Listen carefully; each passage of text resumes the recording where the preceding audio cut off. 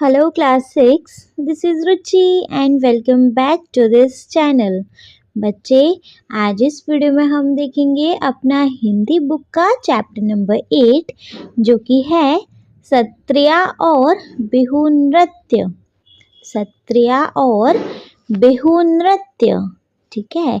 ये बच्चे हमारा चैप्टर है और ये वीडियो रहेगा इस चैप्टर का एक्सप्लेनेशन वीडियो। यहाँ पर हम देखेंगे इस चैप्टर में है क्या, है ना। चैप्टर समझ में आ जाएगा जब तो हम उसका एक्सरसाइज कर पाएंगे फिर, है ना। तो ये वीडियो हमारा इस चैप्टर का एक्सप्लेनेशन वीडियो रहेगा, ठीक है। तो चैप्टर को स्टार्ट कर ले, ठीक है। देखो सत्या और बिहू नृत्य को स्टार्ट करने से पहले बच्चे हम इस चैप्टर की लेखिका के बारे में जान लें थोड़ा सा, है ना।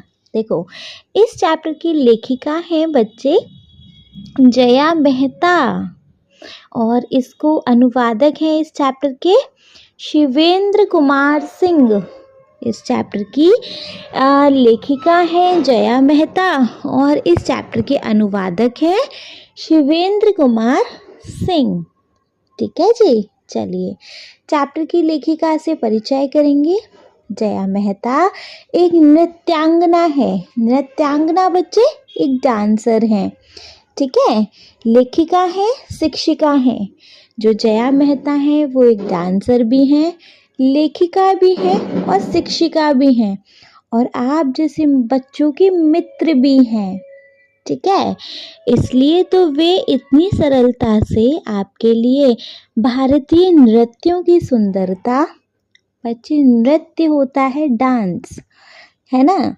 इसलिए तो वे इतनी सरलता से आपके लिए भारतीय नृत्यों की सुंदरता और बारीकियों को शब्दों में पिरो लेती हैं।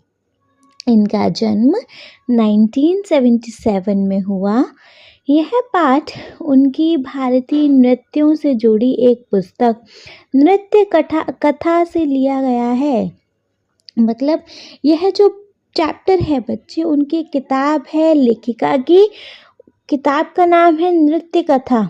उस किताब से ये एक चैप्टर छोटा सा लिया गया है जिसका हिंदी अनुवाद शिवेंद्र कुमार सिंह ने और चित्रांकन सुरबा नतालिया ने किया है, ठीक है।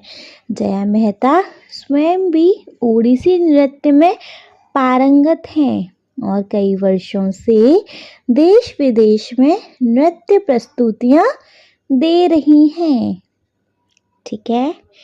क्लियर है जया मेहता का।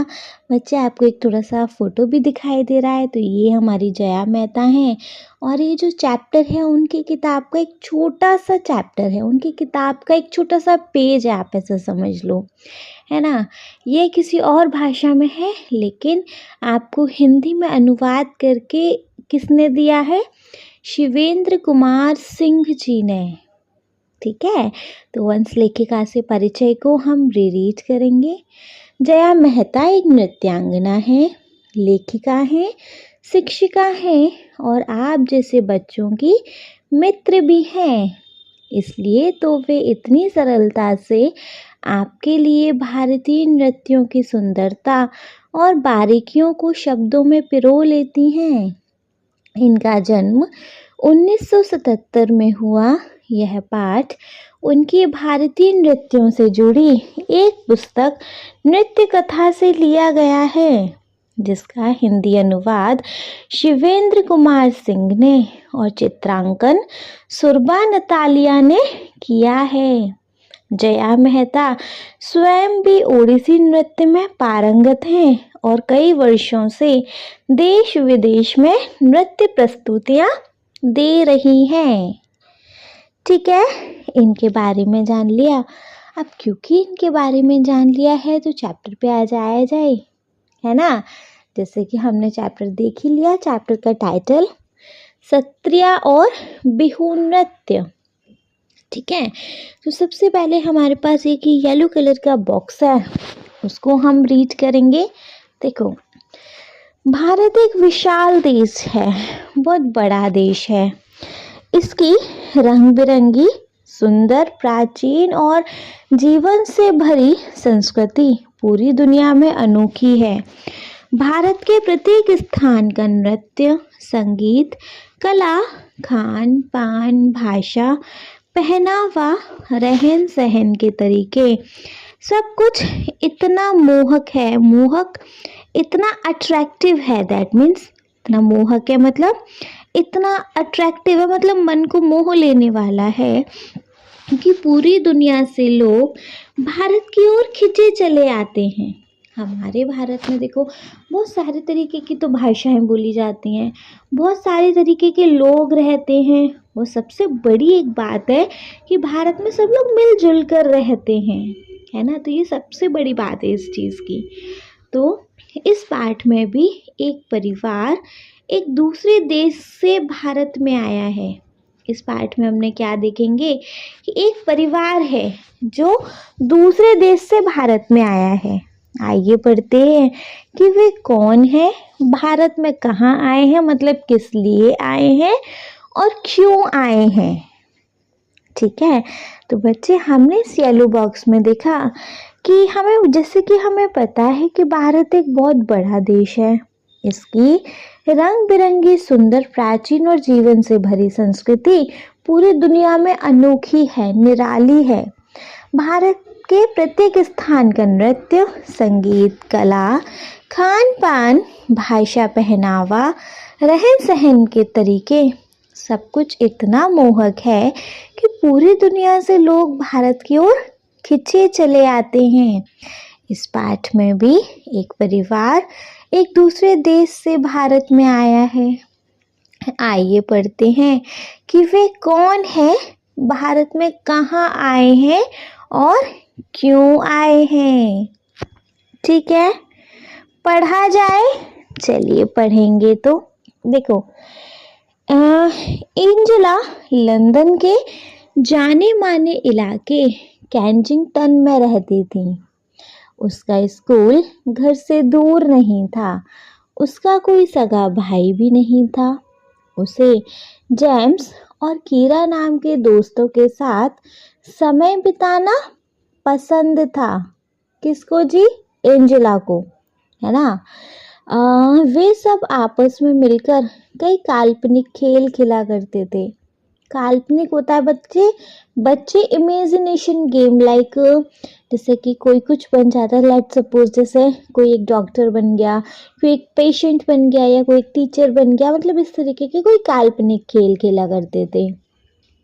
उन्हें ऐसी कहानियों का पात्र बनने में मजा आता था। पात्र मतलब हिस्सा। उन्हें ऐसी कहानियों का पात्र बनने में मजा आता था जिसमें दूर दराज की दुनिया का जिक्र हो। एंजेला को हर उस कहानी से प्यार था जिसमें उसे ताजमहल, एफिल टावर या कोलोसियम की यात्रा पर जाना हो। उसे बिल्कुल अंदाजा नहीं था कि जल्दी ही यात्राओं की उसकी ये कहानियाँ सच साबित होने वाली है। देखो, तो ये कहानी है बच्चे एंजेला की, जो कि लंदन के जाने माने केंजिंगटन में रहती थी, है ना। उनका जो स्कूल है वो घर से दूर था नहीं, आसपास ही स्कूल था। कोई सगा भाई बहन भी नहीं था, है ना। तो उन्हें जेम्स और कीरा नाम के दोस्तों के साथ टाइम पास करना अच्छा लगता था, समय बिताना अच्छा लगता था। वे आपस में मिलकर कई काल्पनिक खेल खेला करते थे। उन्हें ऐसी कहानियों का पात्र बनने में मजा आता था जिनमें दूर दराज की दुनिया का जिक्र हो। एंजेला को हर उस कहानी से प्यार था जिसमें उसे ताजमहल, एफिल टावर या कोलोसियम की यात्रा पर जाना हो। उसे बिल्कुल अंदाज़ा नहीं था कि जल्दी ही यात्राओं की उसकी ये कहानियाँ सच साबित होने वाली हैं। ठीक है, क्लियर है। आगे देखेंगे। एंजेला की माँ एलिसेंड्रा, एंजेला की माँ का नाम क्या था? एलिसेंड्रा। हर एक चीज़ ध्यान रखने की है। एंजेला की माँ एलिसेंड्रा एक डॉक्यूमेंट्री फिल्म निर्माता थी, मतलब डॉक्यूमेंट्री फिल्म की डायरेक्टर थी, है ना।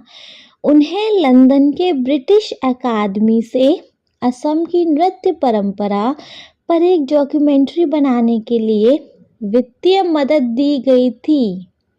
पेचीदा बात यह थी, कॉम्प्लिकेटेड बात, कि उनके पास इस काम को पूरा करने के लिए सिर्फ 1 महीने का वक्त था, है ना। उन्होंने एंजेला के स्कूल से उसकी बसंत की छुट्टियों को 1 हफ्ते और बढ़ाने की अनुमति ले ली। अनुमति मतलब परमिशन ले ली, जिससे एंजेला और उसके पिता ब्रायन, एंजेला की माता कौन है बच्चे? एलिसेंड्रा, और एंजेला के पिता कौन है? ब्रायन, भी उनके साथ जा सकें। एंजेला बहुत जल्दबाजी में बनाई गई इस यात्रा की योजना से हैरान थी, पर उसकी माँ समय से पहले ये काम पूरा कर सके, इसलिए वे सभी जल्दी ही तैयार हो गए। ठीक है, क्लियर? वंस इस पैरा को रीड करते चलेंगे। देखो, एंजेला की माँ एलिसेंड्रा एक डॉक्यूमेंट्री फिल्म निर्माता थी। उन्हें लंदन की ब्रिटिश अकादमी से असम की नृत्य परंपरा पर एक डॉक्यूमेंट्री बनाने के लिए वित्तीय मदद दी गई थी। पेचीदा बात क्या थी कि उनके पास इस काम को पूरा करने के लिए सिर्फ 1 महीने का वक्त था। उन्होंने एंजेला के स्कूल से उसकी बसंत की छुट्टियों को 1 हफ्ते और बढ़ाने की अनुमति ले ली, जिससे एंजेला और उसके पिता ब्रायन भी उनके साथ जा सके। तो एंजेला बहुत जल्दबाजी में बनाई गई इस यात्रा से हैरान थी, पर उसकी माँ से यह काम पूरा हो सके, इसलिए वे भी जल्दी ही तैयार हो गई, है ना। तो बच्चे, अभी तक हमने इन दोनों पैराग्राफ में क्या देखा कि एक एंजेला नाम की लड़की है ना, जो कि कहाँ रहती हैं? लंदन के कैंजिंगटन में रहती हैं, है ना। उनका जो स्कूल है वो घर के आसपास ही है। उनका कोई सगा भाई बहन नहीं है, इसलिए उसके दोस्त कौन है? जेम्स और कीरा, जिनके साथ वो टाइम पास करती रहती थी। अच्छा, वो गेम खेला करती थी, और उनको किस टाइप के गेम खेलना पसंद था? लाइक कोई काल्पनिक गेम, जहाँ पर मतलब वो दूर दूर तक की मतलब ऐसे यात्रा कर सकें टाइप, ऐसी, है ना। तो ऐसे ऐसे गेम उनको खेलना पसंद था, लेकिन उन्हें क्या पता था उनकी काल्पनिक यात्राओं वाले गेम सच होने वाले हैं, है ना जी। हुआ क्या कि अब एंजेला की जो माता है वो कौन है? एलिसेंड्रा, जो कि एक डॉक्यूमेंट्री फिल्म की कौन है जी? निर्माता हैं।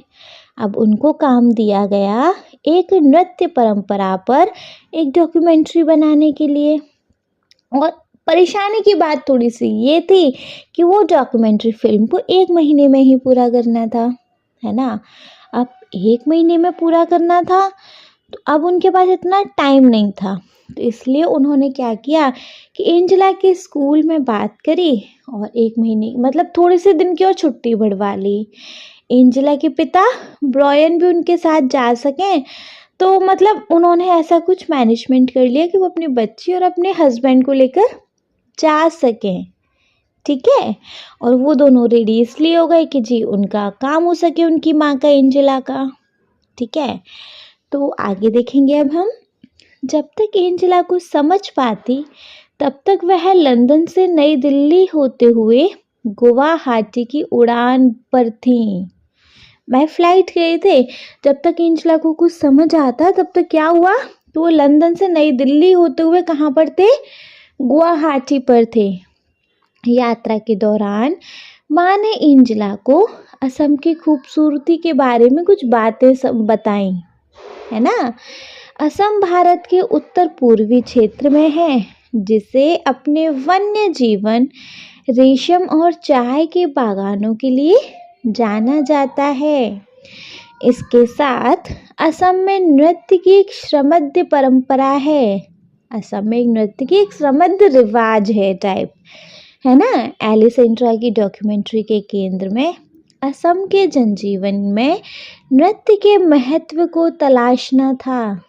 वे जब यहाँ आ रहे थे तब अप्रैल का महीना चल रहा था।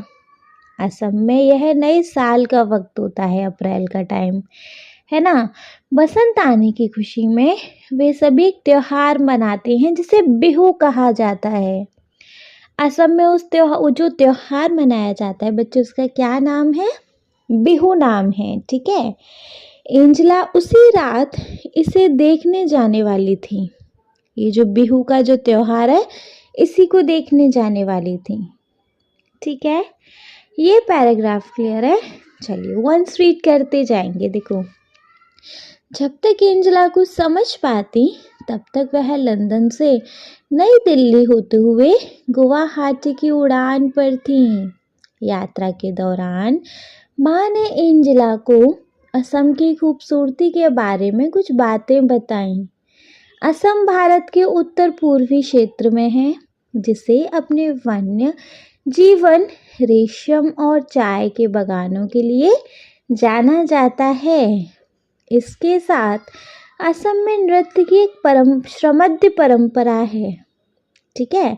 एलिसेंड्रा की डॉक्यूमेंट्री के केंद्र में असम के जनजीवन में नृत्य के महत्व को तलाशना था।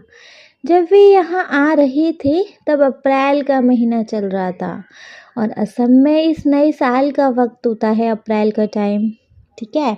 तो बसंत के आने की खुशी में वे सभी त्योहार मनाते हैं जिसे बिहू कहा जाता है। एंजेला उसी रात इसे देखने जाने वाली थी, ठीक। नेक्स्ट पैराग्राफ वी हैव जी।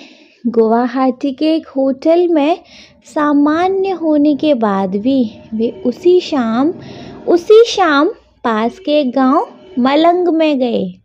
गुवाहाटी के एक होटल में सामान्य मतलब नॉर्मल होने के बाद भी उसी शाम पास के गांव मलंग में गए। गांव पहुंचने पर माँ ने एंजेला को बताया कि बिहू एक कृषि आधारित त्योहार है। कृषि आधारित मतलब होता है बच्चे किसान के आधार पर यह त्योहार होता है। जब फसलें कटती हैं ना तो किसान बहुत खुश होते हैं, है ना। अब किसान खुश हैं क्योंकि उनको फसल मिल गई है, तो वो भगवान को मतलब अर्पित करते हैं और इसी के चक्कर में वो एक त्योहार मनाते हैं, है ना। भारत में जनसंख्या का एक बड़ा हिस्सा किसानों का है। हमारे भारत में मतलब एक बड़े मात्रा में किसान रहते हैं। असम में बिहू साल में 3 बार मनाया जाता है। असम में बिहू कितने साल मनाया जाता है? 3 बार। सबसे पहले जब मनाया जाता है जब किसान बीज बोते हैं, ठीक है। फिर नेक्स्ट मनाया जाता है जब वे धान रोपते हैं और फिर तब जब खेतों में अनाज तैयार हो जाता है, मतलब जब फसल कटने की बारी होती है, ठीक है। इतना क्लियर है बच्चे? बढ़िया से। चलिए, अगर इतना क्लियर है तो वंस इसको एक बार रीड करना बनता है। देखो, गुवाहाटी के एक होटल में सामान्य होने के बाद भी वे उसी शाम पास के गांव मलंग में गए। गांव पहुंचने पर माँ ने एंजेला को बताया कि बिहू एक कृषि आधारित त्योहार है। भारत में जनसंख्या का एक बड़ा हिस्सा किसानों का है। असम में बिहू साल में 3 बार मनाया जाता है। सबसे पहले जब किसान बीज बोते हैं, फिर जब वे धान रोपते हैं और फिर तब जब खेतों में अनाज तैयार हो जाता है। क्लियर है? बढ़िया है। इस पैराग्राफ से हमने क्या जाना कि भैया बिहू कितनी बार मनता है साल में? 3 बारी। एक बारी जब किसान बीजों को बोते हैं, नेक्स्ट टाइम बनता है जब वे किसान धानों को रोपते हैं और थर्ड टाइम बनता है कि जब हमारे खेतों में फाइनल फसल तैयार हो जाती है, अनाज तैयार हो जाता है मतलब, ठीक है। क्लियर? बढ़िया से। एनी डाउट है? चलिए, अगर नहीं है तो नेक्स्ट पैराग्राफ देखेंगे।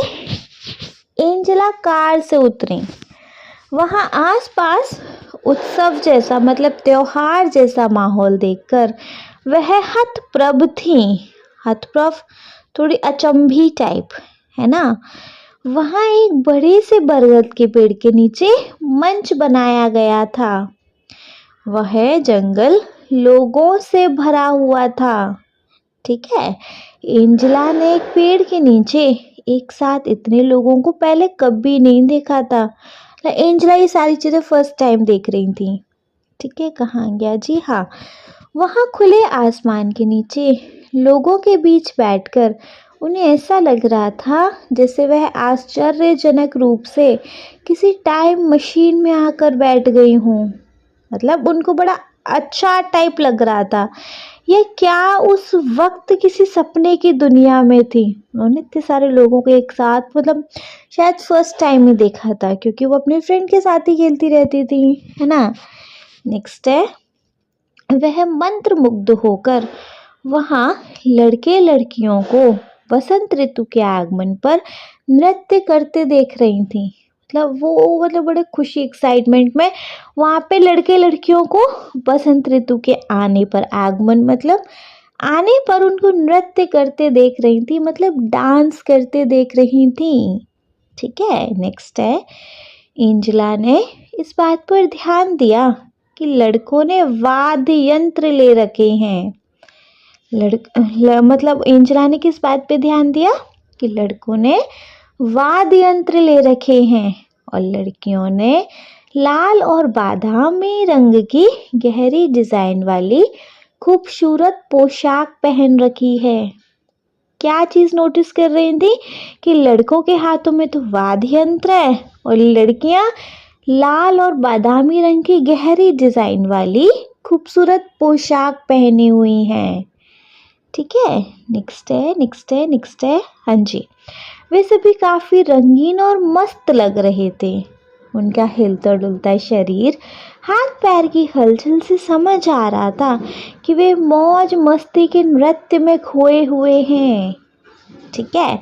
उसकी इच्छा हुई कि वह भी अपने घर पर बसंत के आने पर ऐसे ही नृत्य करेगी। मतलब उनको ना ये सारा माहौल बड़ा एक आश्चर्यजनक और ना थोड़ा सा एक मतलब अच्छा भी लग रहा था और आश्चर्यजनक भी लग रहा था। ठीक है। क्या क्या चीजें नोटिस कर रही थी कि लड़के के हाथों में वाद्य यंत्र है और लड़कियां लाल और बादामी कलर की गहरी डिजाइन वाली पोशाक पहनी हुई हैं। इतने सारे लोगों को एक साथ देख रही हैं खुले आसमान के नीचे, है ना। तो उनका मन था कि जब वे अपने घर जाएंगी तो बसंत ऋतु के आने पर वो भी ऐसे ही नृत्य करेंगी। ठीक है। इतना क्लियर बढ़िया से, इतने को वन स्वीट करें। देखो, एंजेला कार से उतरी। वहां आसपास उत्सव जैसा माहौल देखकर वह हतप्रभ थी। वहां एक बड़े से बरगद के पेड़ के नीचे मंच बनाया गया था। वह जगह लोगों से भरी हुई थी। एंजेला ने एक पेड़ के नीचे एक साथ इतने लोगों को पहले कभी नहीं देखा था। वहां खुले आसमान के नीचे लोगों के बीच बैठकर उन्हें ऐसा लग रहा था जिससे वह आश्चर्यजनक रूप से किसी टाइम मशीन में आकर बैठ गई हो, या क्या वह उस वक्त किसी सपनों की दुनिया में थी। वह मंत्रमुग्ध होकर वहां लड़के लड़कियों को वसंत ऋतु के आगमन पर नृत्य करती देख रही थी। एंजेला ने इस बात पर ध्यान दिया कि लड़कों ने वाद्य यंत्र ले रखे हैं और लड़कियों ने लाल और बादामी रंग की गहरी डिजाइन वाली खूबसूरत पोशाक पहन रखी है। पोशाक बोले तो ड्रेस पहन रखी है। वे सभी काफी रंगीन और मस्त लग रहे थे। उनका हिलता डुलता शरीर, हाथ पैर की हलचल से समझ आ रहा था कि वे मौज मस्ती के नृत्य में खोए हुए हैं। उसकी इच्छा हुई कि वह भी अपने घर पर बसंत के आगमन पर ऐसे ही नृत्य करेगी। ठीक है, बढ़िया से क्लियर है, ये पैराग्राफ अच्छे से क्लियर है बच्चे। चलिए तो देखेंगे अपना नेक्स्ट पैराग्राफ, बिहू नृत्य और इसके उत्सव से अचंभित एंजेला और उसके परिवार ने इसके साथ साथ लजीज पकवानों का पूरा आनंद लिया। लजीज बोले तो बच्चे बहुत यम्मी, बहुत डिलीशियस, बहुत टेस्टी पकवानों का पूरा आनंद लिया। जब वे वापस लौटे तब माँ ने एंजेला से पूछा कि उसे बिहू कैसा लगा। बिहू त्योहार कैसा लगा? एंजेला के मन में कई तरह के विचार चल रहे थे। उसे अच्छा लगा कि इस उत्सव और नृत्य दोनों को बिहू कहा जाता है। उसने माँ से पूछा कि क्या संगीत और नृत्य सिर्फ त्योहार पर ही होते हैं? संगीत मतलब म्यूजिक और नृत्य क्या सिर्फ त्योहार पर ही होते हैं? माँ ने बताया, पूरी दुनिया की संस्कृतियों में लोग नृत्य और संगीत से अपनी भावनाओं को व्यक्त करते हैं। खास तौर से भारत में बहुतायत ऐसा होता है। असम का बिहू नृत्य ग्रामीण ग्रामीण मतलब गांव, ग्रामीण जनजीवन के साथ साथ फसल लगाने से लेकर बसंत के आगमन तक से जुड़ा हुआ है।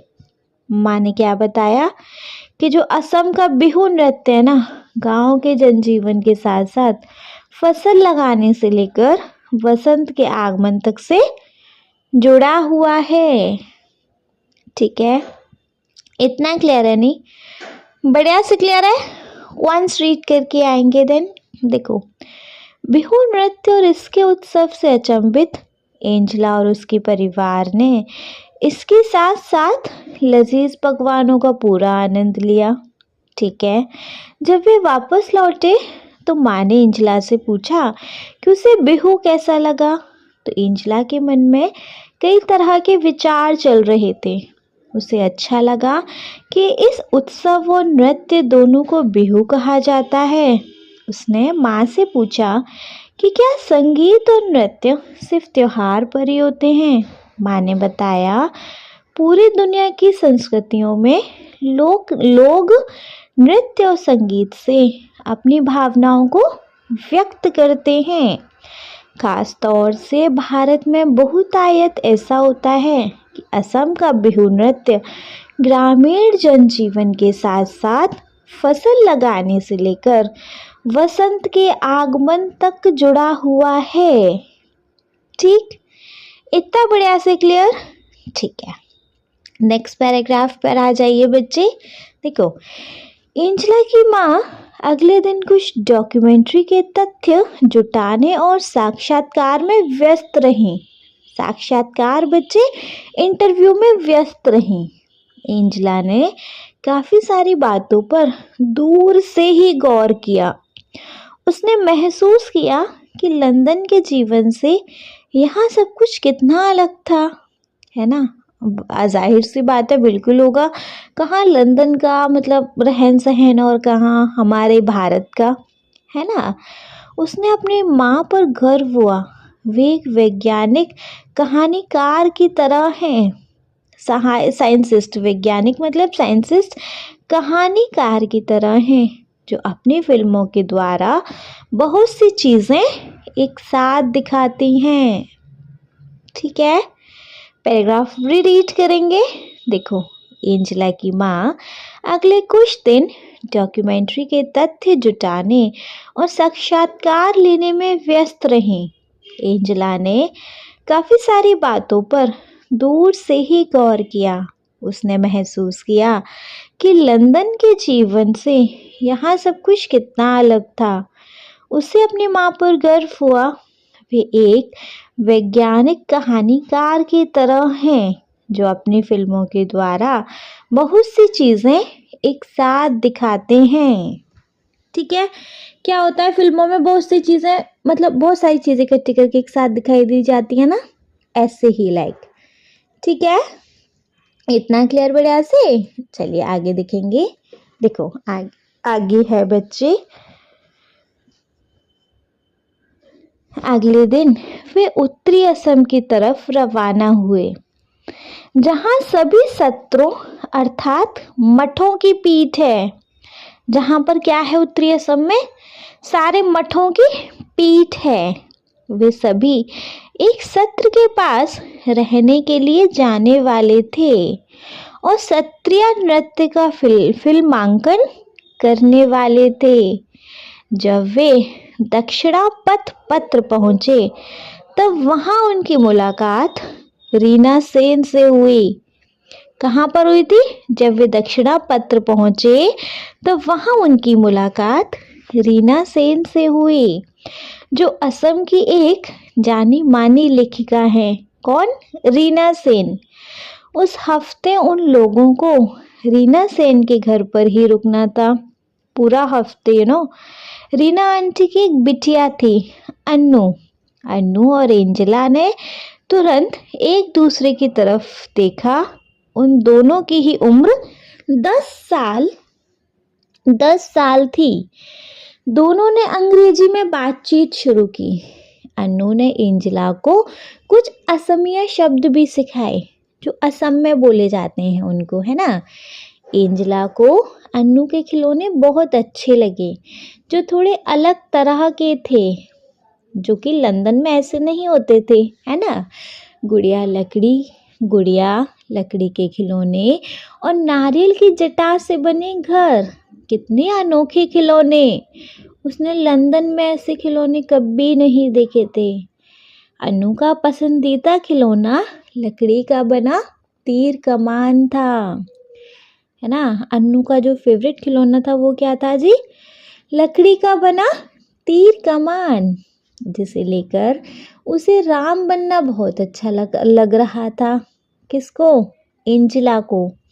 नहीं, सॉरी, अन्नू को। एंजेला उसकी विरोधी बनी थी, शक्तिशाली रावण। वो लोग आपस में खेल रहे थे। एंजेला बन रही थी उस लकड़ी के खिलौने, जो लकड़ी का बना तीर कमान था, उसको लेके राम। एंजेला बन रही थी उसके अपोजिट, मतलब कि शक्तिशाली रावण।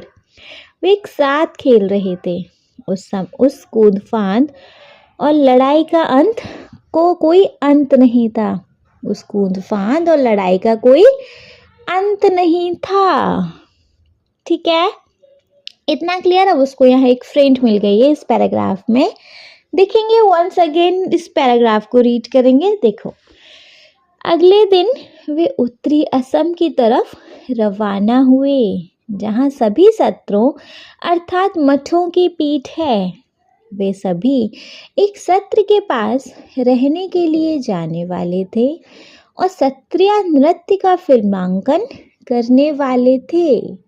जब वे दक्षिणा पत्र पहुँचे, तब वहाँ उनकी मुलाकात रीना सेन से हुई, जो असम की एक जानी मानी लेखिका हैं।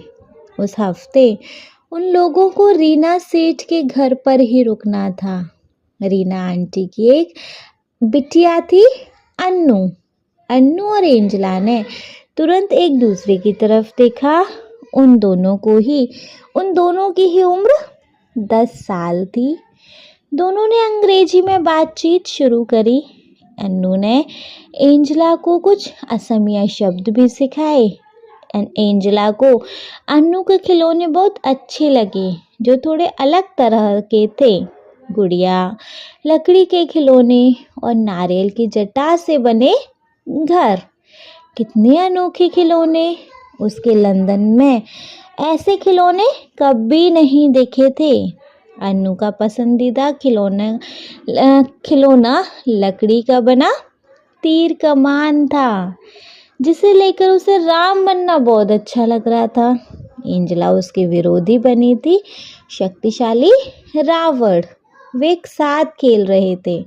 उस कूद फांद और लड़ाई का कोई अंत नहीं था। नेक्स्ट है बच्चे, नेक्स्ट पैराग्राफ देखेंगे। राम और रावण वाला गेम चल रहा है अब यहाँ पर, ठीक है, क्लियर है। नेक्स्ट पैराग्राफ है। एंजेला और अन्नू ने देखा कि एलिसेंड्रा ने वैष्णव मठ के सभागार में नृत्य कर रहे युवा साधुओं का फिल्मांकन किया। एंजेला और अन्नू ने देखा कि एलिसेंड्रा, उनकी माँ, ने वैष्णव मठ के सभागार में नृत्य कर रहे युवा साधुओं का फिल्मांकन किया। एंजेला आश्चर्य से सोच रही थी कि क्या सत्रिय नृत्य सिर्फ लड़कों और पुरुषों के लिए है। एंजेला और अन्नू सोच रहे थे कि काश वे भी इन युवा साधुओं की तरह गा सकते, नृत्य कर सकते और सदम युद्ध लड़ सकते, है ना। क्लियर? पैराग्राफ रीड किया जाएगा। देखो, एंजला और अन्नू ने देखा कि एलिसेंड्रा ने वैष्णव मठ के सभागार में नृत्य कर रहे युवा साधुओं का फिल्मांकन किया। एंजला आश्चर्य से सोच रही थी कि क्या सत्रिया नृत्य सिर्फ लड़के और पुरुषों के लिए है। एंजला और अन्नू सोच रहे थे कि काश वे भी इन युवा साधुओं की तरह गा सकते, नृत्य कर सकते और शायद हम युद्ध लड़ सकते। ठीक है, क्लियर है बच्चे इतना बढ़िया से? वैसे सोच रहे थे कि काश हम भी ये नृत्य कर पाते, इन युवा साधुओं की तरह गा पाते और ये युद्ध लड़ सकते। ठीक, क्लियर बढ़िया से? चलिए देन नेक्स्ट पैराग्राफ पर आ जाएंगे। देखो, नेक्स्ट पैराग्राफ है, माँ ने एंजेला को बताया कि 20वीं शताब्दी के मध्य में कुछ साधु मठों से बाहर आकर पुरुषों और महिलाओं को सत्रिय नृत्य सिखाने लगे। माँ ने एंजेला को क्या बताया कि 20वीं शताब्दी के मध्य में, बीच में कुछ साधु मठों से बाहर आकर पुरुषों और महिलाओं को सत्रिय नृत्य सिखाने लगे। शुरू में ऐसे साधुओं को मठों से निकाल दिया गया, लेकिन आधुनिक दौर में महिला सत्रिय कलाकारों के लिए मंच पर नृत्य करना आम बात हो गई। उस रात माँ महिला सत्रिय नृत्यांगनाओं का फिल्मांकन करने वाली थी। ठीक है, क्लियर है? वंस इस पैराग्राफ को रीड करेंगे। देखो, माँ ने एंजेला को बताया कि 20वीं शताब्दी के मध्य में कुछ साधु मठों से बाहर आकर पुरुषों और महिलाओं को सत्रिय नृत्य सिखाने लगे। माँ ने एंजेला को क्या बताया कि 20वीं शताब्दी के बीच में कुछ साधु मठ से बाहर आकर पुरुष और महिलाओं को सत्रिय नृत्य सिखा रहे थे, है ना। शुरू में ऐसे साधुओं को मठों से निकाल दिया गया, लेकिन आधुनिक दौर में महिला सत्रिय कलाकारों के लिए मंच पर नृत्य करना आम बात होगी। उस टाइम पे थोड़ा सा ये था कि क्यों करना, क्या करना, लेकिन आज के टाइम पर, आधुनिक टाइम में महिला सत्रिय कलाकारों के लिए मंच पर नृत्य करना आम बात हो गई है। उस रात माँ महिला सत्रिय नृत्यांगनाओं का फिल्मांकन करने वाली थी। ठीक है, ये पैराग्राफ क्लियर है? नेक्स्ट पैराग्राफ देखेंगे। एंजेला बहुत उत्साहित थी। उसे रीना आंटी से आग्रह किया कि वे अन्नू को भी सत्रिय नृत्य में महिला नृत्य को देखने के लिए साथ आने दें। एंजेला क्यों उत्साहित थी? क्योंकि आज उनकी माँ महिला सत्रिय नृत्यांगनाओं को फिल्मांकन करने वाली थी, है ना। इसीलिए जो एंजेला है वो बहुत एक्साइटेड थी।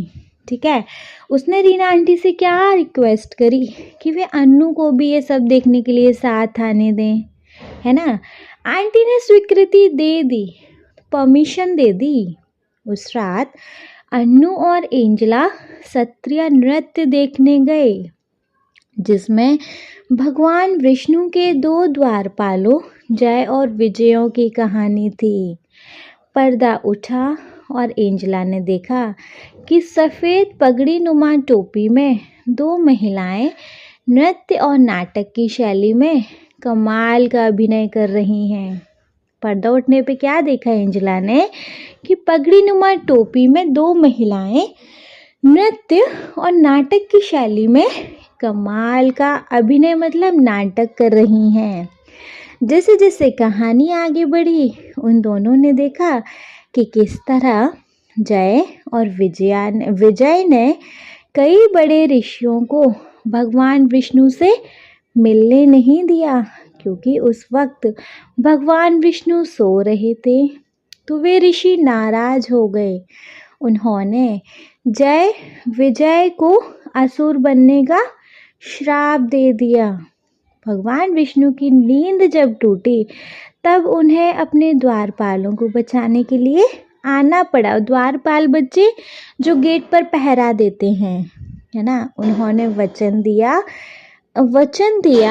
कि वे जय और विजय को मारकर उन्हें श्राप से बचा लेंगे। बाद में जय और विजय दोबारा भगवान विष्णु के द्वारपाल बने। ठीक है, ये पैराग्राफ बढ़िया से क्लियर है नहीं। देखो यहाँ पर क्योंकि वो क्षत्रिया जो नृत्यांगनाएं थी उनकी माँ शूट करने वाली थी, फिल्मांकन करने वाली थी, है ना।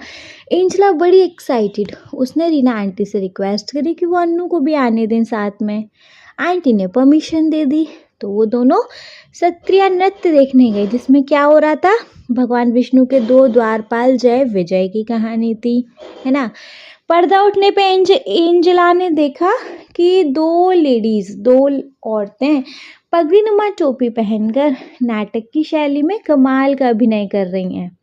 जैसे जैसे कहानी आगे बढ़ रही, उन लोगों ने देखा कि कैसे जय और विजय कई बार बड़े ऋषियों को भगवान विष्णु से मिलने नहीं दे रहे। क्योंकि वो सो रहे हैं।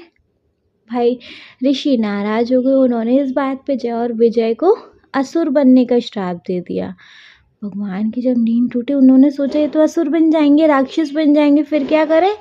तो उन्होंने उनको, जब वो राक्षस बन गए जय और विजय, तो उनको मार दिया, क्योंकि राक्षस बनेंगे तो वो और पाप करेंगे नहीं। उनको मार के पुनः नया जीवन दिया। जब वो दोबारा जय विजय बने और फिर वो दोबारा भगवान विष्णु के द्वारपाल बने थे, है ना। तो इस पैराग्राफ को वंस रीड करेंगे बच्चे। देखो, एंजला बहुत उत्साहित थी कि उसने रीना आंटी से आग्रह किया कि वे अन्नू को भी क्षत्रिय नृत्य में महिला नृत्य को देखने के लिए साथ आने दें। आंटी ने स्वीकृति दे दी। उस रात अन्नू और एंजला क्षत्रिय नृत्य देखने गए, जिसमें भगवान विष्णु के दो द्वारपाल जय और विजय की कहानी थी। पर्दा उठा और एंजला ने देखा कि सफ़ेद पगड़ी नुमा टोपी में दो महिलाएं नृत्य और नाटक की शैली में कमाल का अभिनय कर रही हैं। जैसे जैसे कहानी आगे बढ़ी, उन दोनों ने देखा कि किस तरह जय और विजय ने कई बड़े ऋषियों को भगवान विष्णु से मिलने नहीं दिया, क्योंकि उस रात भगवान विष्णु सो रहे थे। वे ऋषि नाराज हो गए। उन्होंने जय विजय को असुर बनने का श्राप दे दिया। भगवान विष्णु की नींद जब टूटी, तब उन्होंने अपने द्वारपाल को बचाने के लिए आना पड़ा। उन्होंने वचन दिया कि जय और विजय को मारकर उन्हें श्राप से बचा लेंगे। बाद में जय और विजय दोबारा भगवान विष्णु के द्वारपाल बने। ठीक है, बढ़िया से क्लियर। चलिए, अगर बढ़िया से क्लियर है तो नेक्स्ट पैराग्राफ पे मूव करेंगे। देखो, नेक्स्ट पैराग्राफ है बच्चे हमारा, एंजला को यह कहानी नाटकीय और दिलचस्प मतलब इंटरेस्टिंग लगी। क्षत्रिय महिला नृत्यांगनाओं ने जिस प्रकार की शक्ति, बल और आकर्षण प्रदर्शित किया, वह अद्भुत था। जिस तरह की शक्ति, बल और आकर्षण से उन्होंने इस नाटक को प्रस्तुत किया, वह अद्भुत था। एंजला को लगा कि उन महिला कलाकारों की प्रस्तुति क्षत्रिय नृत्य करने वाले पुरुष कलाकारों से भी बेहतर थी, है ना। क्या लग रहा था कि यह जो महिला कलाकारों ने प्रस्तुत किया है ना, यह नाटक, यह तो क्षत्रिय नृत्य करने वाले पुरुष कलाकारों से भी बेहतर है ना। तो एंजला को यह कहानी नाटकीय और दिलचस्प लगी। क्षत्रिय महिला नृत्यांगनाओं ने जिस प्रकार की शक्ति, बल और आकर्षण प्रदर्शित किया, वह अद्भुत था। एंजला को लगा कि उन महिला कलाकारों की प्रस्तुति क्षत्रिय नृत्य करने वाले पुरुष कलाकारों से भी बेहतर थी। ठीक है, क्लियर है। नेक्स्ट पैराग्राफ है बच्चे, इसके बाद के दिनों में अन्नू और एंजला के ख्यालों में बस क्षत्रिय नृत्य ही घूम रहा था। इसके बाद कुछ दिनों तक क्या हुआ, अन्नू और अंजला के दिमाग में बस वही नृत्य घूम रहा था। उन दोनों ने स्वर्ग के द्वारपाल जय और विजय की तरह हथियार और तलवार चलाते हुए नृत्य किया। मतलब वो भी थोड़ा सा गेम खेलने लग गई, वो भी जय विजय बनकर तलवार चलाते हुए नृत्य कर रहे थे। उनको इतना अच्छा लगा था ये जो एक्ट था। एलिसेंड्रा बच्चों की उस उत्सुकता को समझ गई कि वे उन्हें क्षत्रिय कलाकारों के होने वाले साक्षात्कार में साथ ले गई। एलिसेंड्रा ने मतलब एंजेला की माँ ने बच्चों की इस एक्साइटमेंट को समझ लिया और वो भी क्षत्रिय कलाकारों से जो इंटरव्यू करने वाली थी वो उनको उनमें साथ ले गई। ठीक है, क्लियर है इतना? चलिए, इतना क्लियर है तो वंस रीड करेंगे नहीं। कहाँ गया? हाँ जी। इसके बाद के दिनों में अन्नू और एंजेला के ख्यालों में बस क्षत्रिय नृत्य ही घूम रहा था। उन दोनों ने स्वर्ग के द्वारपाल जय और विजय की तरह हथियार और तलवार चलाते हुए नृत्य किया। एलिसेंड्रा बच्चों की उत्सुकता को समझ गई। वे उन्हें क्षत्रिय कलाकारों के होने वाले साक्षात्कार में साथ ले गई। एंजेला और अन्नू बहुत खुश थी। नेक्स्ट पैराग्राफ है, एंजेला और अन्नू बहुत खुश थी। उन नृत्यांगनाओं के नाम प्रिया और रीता थे।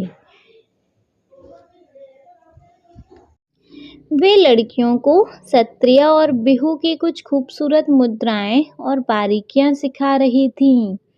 एंजेला अत्यधिक प्रसन्न थी। वापस लौटने के बाद भी वह चलने, खाना खाने और यहाँ तक कि खेलने के दौरान भी नृत्य करती रही। वापस लंदन जाने के बाद वह उन सभी रिकॉर्डिंग्स को देखती रही जो उसकी माँ ने रिकॉर्ड करी थी। पूरे उत्साह के साथ वह असम की श्रमध्य नृत्य परंपरा को याद करती रही।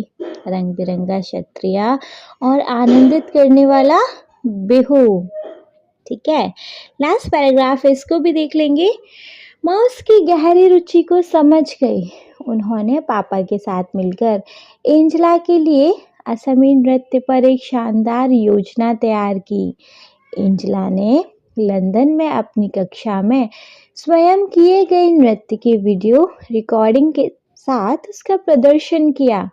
उसके सहपाठियों मतलब उसके जो क्लासमेट हैं और शिक्षकों को यह बहुत पसंद आया। एंजेला इस बात से बहुत रोमांचित थी कि वह असम के खूबसूरत नृत्यों की झलक उन सभी को दिखा पाई। उसे बहुत अच्छा लगा। माँ को भी हर बार ऐसे ही अच्छा लगता होगा जब वे कोई फिल्म बनाती होंगी। अब एंजेला के पास अपने लिए असम के नृत्यों, बिहू और नृत्य के साथ अपना खुद का मनोरंजन था। ठीक है, इसके साथ हो गया बच्चे इस कहानी का दी एंड। इस कहानी की लेखिका हमने पहले ही पढ़ लिया, जया मेहता है और इसके अनुवादक है शिवेंद्र कुमार सिंह जी। ठीक है, क्लियर है? चैप्टर हो गया दी एंड, बट वीडियो का दी एंड अभी नहीं हुआ क्योंकि अभी बारी है बच्चे चैप्टर के एक शॉर्ट समराइजेशन की, है ना। चैप्टर के एक शॉर्ट समराइजेशन पढ़ लेंगे तो हमें पता होगा कि इस चैप्टर में क्या है क्या नहीं। बहुत with in a few minutes chapter का शॉर्ट समराइजेशन क्लियर करके पूरा चैप्टर में जो भी डाउट आया होगा उसको हम क्लियर कर लेंगे। ठीक है, देख लेंगे तो देखिए बच्चे, चैप्टर का शॉर्ट समराइजेशन को हम स्टार्ट करेंगे चैप्टर के नेम के साथ ही, जो कि है क्षत्रिय और बिहू नृत्य। ठीक है, ये चैप्टर का नेम है। सबसे पहले ये ब्लू बॉक्सेस को देखेंगे। भारत एक विशाल देश है। इसकी रंग बिरंगी, सुंदर, प्राचीन और जीवन से भरी संस्कृति पूरी दुनिया में अनोखी है। भारत के प्रत्येक स्थान का नृत्य, संगीत, कला, खान पान, भाषा, पहनावा, रहन सहन के तरीके सब कुछ इतना मोहक है कि पूरी दुनिया से लोग भारत की ओर खिंचे चले आते हैं। इस पाठ में भी एक परिवार दूसरे देश से भारत में आया है। आइए पढ़ते हैं कि वे कौन हैं, भारत में कहाँ से आए हैं और क्यों आए हैं। देखो पैराग्राफ स्टार्ट होते हैं। एंजेला लंदन के जाने माने इलाके केंजिंगटन में रहती थी। उसका स्कूल घर से दूर नहीं था। उसका कोई सगा भाई बहन भी नहीं था। उसे जेम्स और कीरा नाम के दोस्तों के साथ समय बिताना पसंद था। वे सब आपस में मिलकर कई काल्पनिक खेल खेला करते थे। उन्हें ऐसी कहानियों का पात्र बनने में मज़ा आता था जिनमें दूर दराज की दुनिया का जिक्र हो। एंजेला को हर उस कहानी से प्यार था जिसमें उसे ताजमहल, एफिल टावर या कोलोसियम की यात्रा पर जाना हो। उसे बिल्कुल अंदाज़ा नहीं था कि जल्दी ही यात्राओं की उसकी यह कहानियाँ सच साबित होने वाली हैं। नेक्स्ट पैराग्राफ है। एंजेला की माँ एलिसेंड्रा एक डॉक्यूमेंट्री फिल्म निर्माता थी। उन्हें लंदन की ब्रिटिश एकेडमी से असम की नृत्य परंपरा पर एक डॉक्यूमेंट्री बनाने के लिए वित्तीय मदद दी गई। पेचीदा बात यह थी कि उनके पास इस काम को पूरा करने के लिए सिर्फ 1 महीने का वक्त था। उन्हें एंजेला के स्कूल से उसकी बसंत की छुट्टियों को 1 हफ्ते और बढ़ाने की अनुमति ले ली, जिससे एंजेला और उसके पिता ब्रायन भी उनके साथ जा सकें। एंजेला बहुत जल्दबाजी में बनाई गई इस यात्रा की योजना से हैरान थी, पर उसकी माँ समय से पहले यह काम पूरा कर सके, इसलिए वे सभी जल्दी ही तैयार हो गए। नेक्स्ट है। जब तक एंजेला कुछ समझ पाती तब तक वह लंदन से नई दिल्ली होते हुए गुवाहाटी की उड़ान पर थी। यात्रा के दौरान माँ ने एंजेला को असम की खूबसूरती के बारे में कुछ बातें बताईं। असम भारत के उत्तर पूर्वी क्षेत्र में है, जिससे वह वन्य जीवन, रेशम और चाय के बागानों के लिए जाना जाता है। इसके साथ असम में नृत्य की भी एक समृद्ध परंपरा है। एलिसेंड्रा की डॉक्यूमेंट्री के केंद्र में असम के जनजीवन में नृत्य के महत्व को तलाशना था। वे जब यहाँ आ रहे थे तब अप्रैल का महीना चल रहा था। अब असम में यह नए साल का वक्त होता है। बसंत के आने की खुशी में वे सभी त्योहार मनाते हैं जिसे बिहू कहा जाता है। एंजेला उसी रात इसे देखने जाने वाली थी। गुवाहाटी के एक होटल में सामान्य होने के बाद भी वे उसी शाम पास के गांव मलंग में गए। गांव पहुंचने पर माँ ने एंजेला को बताया कि बिहू एक कृषि आधारित त्योहार है। भारत में जनसंख्या का एक बड़ा हिस्सा किसानों का है। असम में बिहू साल में 3 बार मनाया जाता है। सबसे पहले जब किसान बीज बोते हैं, फिर जब वे धान रोपते हैं और फिर तब जब खेतों में अनाज तैयार हो जाता है। एंजेला कार से उतरी। वहाँ आसपास उत्सव जैसा माहौल देखकर वह हतप्रभ थी। वहाँ एक से बड़े बरगद के पेड़ के नीचे मंच बनाया गया था। वह जगह लोगों से भरी हुई थी। एंजेला ने एक पेड़ के नीचे एक साथ इतने लोगों को भी पहले कभी नहीं देखा था। वहाँ खुले आसमान के नीचे लोगों के बीच बैठकर उसे ऐसा लग रहा था जैसे वह आश्चर्यजनक रूप से किसी टाइम मशीन में आकर बैठ गई हो, या क्या वह उस वक्त किसी सपने की दुनिया में थी। वह मंत्रमुग्ध होकर वहाँ लड़के लड़कियों को वसंत ऋतु के आगमन पर नृत्य करते देख रही थी। एंजेला ने इस बात पर ध्यान दिया कि लड़कों ने वाद्य यंत्र ले रखे हैं और लड़कियों ने लाल और बादामी रंग की गहरी डिज़ाइन वाली खूबसूरत पोशाक पहन रखी हैं। वे सभी काफ़ी रंगीन और मस्त लग रहे थे। उनका हिलता जुलता शरीर, हाथ पैर की हलचल से समझ आ रहा था कि वे मौज मस्ती में नृत्य में खोए हुए हैं। उसकी इच्छा हुई कि वह भी अपने घर पर बसंत के आगमन पर ऐसे ही नृत्य करेगी। बिहू नृत्य और इसके उत्सव से अचंभित एंजेला और उसके परिवार ने इसके साथ साथ लजीज पकवानों का पूरा आनंद लिया। जब वे वापस लौटे तब माँ ने एंजेला से पूछा कि उसे बिहू कैसा लगा। एंजेला के मन में कई तरह के विचार चल रहे थे। उसे अच्छा लगा। इस उत्सव और नृत्य दोनों को बिहू कहा जाता है। उसने माँ से पूछा कि क्या संगीत और नृत्य सिर्फ त्योहारों पर ही होते हैं। माँ ने बताया, पूरी दुनिया की संस्कृति में लोग नृत्य और संगीत से अपनी भावनाओं को व्यक्त करते हैं। खास तौर से भारत में बहुतायत ऐसा होता है। असम का बहु नृत्य ग्रामीण जनजीवन के साथ साथ फसल लगाने से लेकर बसंत के आगमन तक से जुड़ा हुआ है। एंजेला की माँ अगले कुछ दिन डॉक्यूमेंट्री के तथ्य जुटाने और साक्षात्कार लेने में व्यस्त रहीं। एंजेला ने काफ़ी सारी बातों पर दूर से ही गौर किया। उसने महसूस किया कि लंदन के जीवन से यहाँ सब कुछ कितना अलग था। उसे उसकी माँ पर गर्व हुआ कि वे एक वैज्ञानिक कहानीहार की तरह हैं जो अपनी फिल्मों के द्वारा बहुत सी चीज़ें एक साथ दिखाते हैं। नेक्स्ट है, अगले दिन वे उत्तरी असम की तरफ रवाना हुए जहाँ सभी सत्रों अर्थात मठों की पीठ है। वे सभी क्षत्र के पास रहने के लिए जाने वाले थे और सत्रीय नृत्य का फिल्मांकन करने वाले थे। जब वे दक्षिणापथ सत्र पहुँचे तो वहाँ उनकी मुलाकात रीना सेन से हुई जो असम की एक जानी मानी लेखिका हैं। उस हफ्ते उन लोगों को रीना सेन के घर पर ही रुकना था।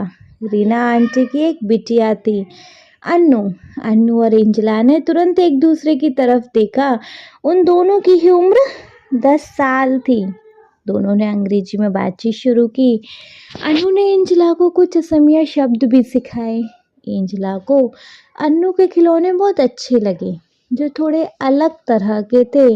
गुड़िया, लकड़ी के खिलौने और नारियल की जटा से बने घर, कितने अनोखे खिलौने। उसने लंदन में ऐसे खिलौने कभी नहीं देखे थे। अन्नू का पसंदीदा खिलौना लकड़ी का बना तीर कमान था जिसे लेकर उसे राम बनना बहुत अच्छा लग रहा था। एंजेला उसकी विरोधी बनी थी, शक्तिशाली रावण। वे एक साथ खेल रहे थे। कुछ कूद फांद और लड़ाई का कोई अंत नहीं था। अन्नू ने देखा कि एलिसेंड्रा ने वैष्णव मठ में सभागार में नृत्य कर रहे युवा साधुओं का फिल्मांकन किया। एंजेला आश्चर्य से सोच रही थी कि क्या सक्रिय नृत्य सिर्फ लड़कों और पुरुषों के लिए है। एंजेला और अन्नू सोच रहे थे कि काश वे भी युवा साधुओं की तरह गा सकते, नृत्य कर सकते और शतम युद्ध लड़ सकते। माँ ने एंजेला को बताया कि 20वीं सदी के मध्य में कुछ साधु मठों से बाहर आकर पुरुषों और महिलाओं को सत्रीय नृत्य सिखाने लगे। शुरू में ऐसे साधुओं को मठों से निकाल दिया गया, लेकिन आधुनिक दौर में महिला सत्रीय कलाकारों के लिए मंच पर नृत्य करना आम बात हो गई। उस रात माँ महिला क्षत्रिय नृत्यांगनाओं का फिल्मांकन करने वाली थी।